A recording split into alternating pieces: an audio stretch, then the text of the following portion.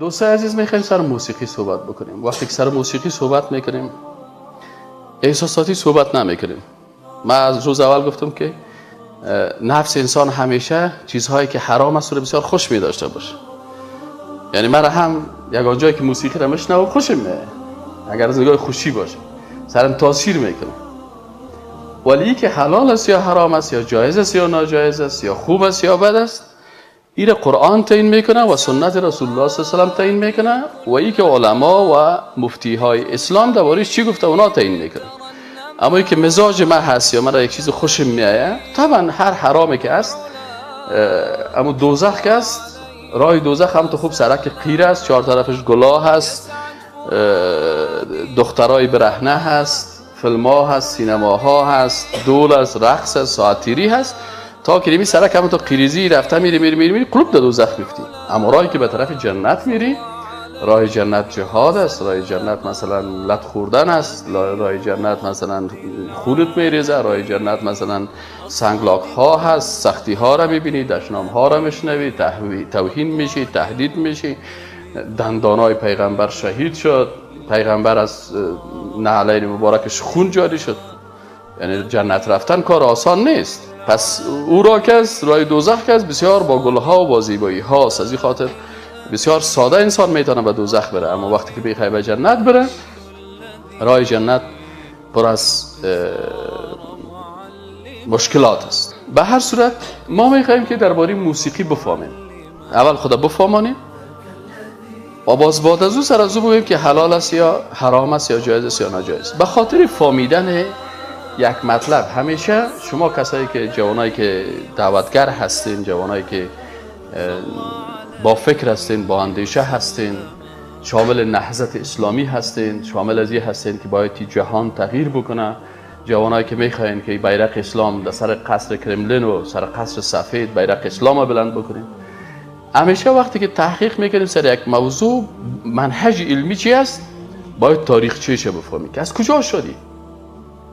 اول تاریخچه‌اش بفهمید و باز وقتی که تاریخش فهمیدی، از زمان سابق تا به امروز آهسته آهسته آهسته آهسته برات تمام بخش‌های موسیقی واضح میشه، معلوم میشه.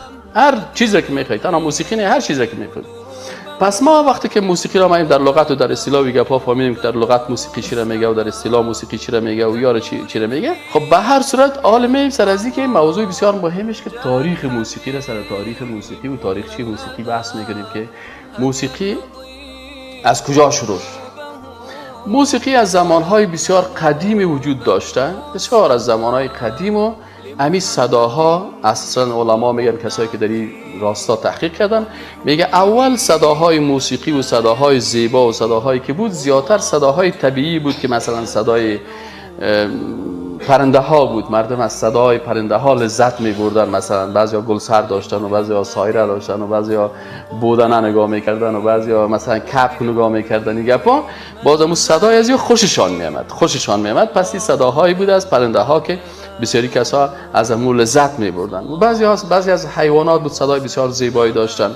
آبشارها صدای بسیار زیبایی داشتن. بعضی کسا را صدای آبشار میگم، من برم نمیشه قرار خود یک بغل پرتم در پالو یک حوض یک آبشار از خوشش میامد. یا مثلا نسیم زیبایی که صوبکی مثلا از یک نسیم میوزه و در بین درخت‌ها و گل‌ها باشی، یک صدای خاص خود داشته. خلاصه آغاز امو صدای خوش و موسیقی و گپا از امی صداهای طبیعی که وجود داشته و بالاخره باز انسان‌ها ایره جمع کردن. صداهای زیبای انسان‌ها هم بوده، باز بالاخره این صداها جمع شدن به امرای چی؟ به امرای بعضی از وسایل موسیقی که بالاخره اول مثلا صداهایی بودن که پف می‌کردن و باز بالاخره صداهایی که از پوست حیوانات دایره و طبله و گپا ساخته شد. باز اقسامش هم شدم در بخش براتون تشریح خواهد کردم. این حال وقتی که ما میخوایم سر موسیقی گپ بزنیم، موسیقی هایی که صحبت میشه از زمان های قدیم وقتی که وجود داشته، مثلا اگر بریم در قرون وسطا ببینیم که در قرون وسطا در غرب چه قسم موسیقی بود، در شرق چه قسم موسیقی بود. اکثرا موسیقی هایی که در قرون وسطا در کشورهای غربی وجود داشت، در کشورهای اروپایی وجود داشت، زیادتر موسیقی هایی بود که تحت تاثیر کلیسا بود. در داخل چوکات کلیسا ترانه ها خوانده میشد به همراه بعضی از وسایل موسیقی و این شکل مذهبی و دینی و عقیدتی را داشت. و عین گپ در هندوستان ادیان هندی زیادتر در عباداتشان با موسیقی عبادت میکنند.